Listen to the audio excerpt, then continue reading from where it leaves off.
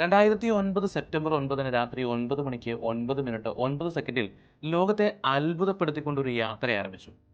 Dubai മെട്രോയുടെ ജൈത്രയാത്ര. ആദ്യ ദിനം തന്നെ ആയിരങ്ങൾ, ആദ്യ 48 മണിക്കൂറിൽ 1.1 ലക്ഷം യാത്രക്കാരാണ് ദുബായ് മെട്രോയെ ഉപയോഗിച്ചത്. എന്നാൽ ഇപ്പോൾ ദിവസവും 9 ലക്ഷത്തിലധികം ആളുകളാണ് ദുബായ് മെട്രോയെ ഉപയോഗിക്കുന്നത്. ആരംഭിച്ചത് വെറും 10 സ്റ്റേഷനുകളാണെങ്കിൽ ഇന്ന് 50 സ്റ്റേഷനുകൾ. റെഡ്, ഗ്രീൻ എന്നീ 2 ലൈനുകൾ ചേർന്ന് നഗരത്തിന്റെ നട്ടെല്ലായി മാറിയിരിക്കുകയാണ് ദുബായ് മെട്രോ. വെറും 16 ട്രെയിനുകളായിരുന്നു തുടക്കത്തിൽ ഉണ്ടായിരുന്നത്. എന്നാൽ ഇന്ന് 140 ട്രെയിനുകളുടെ ശക്തിയാണ് Dubai മെട്രോയ്ക്കുള്ളത്.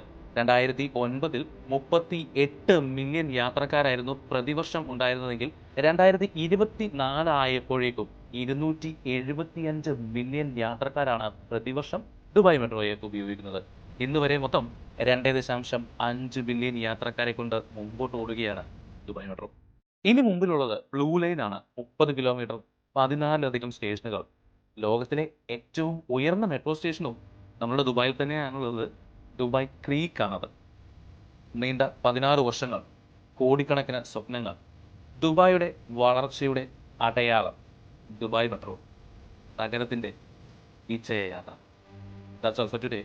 See you in the next video.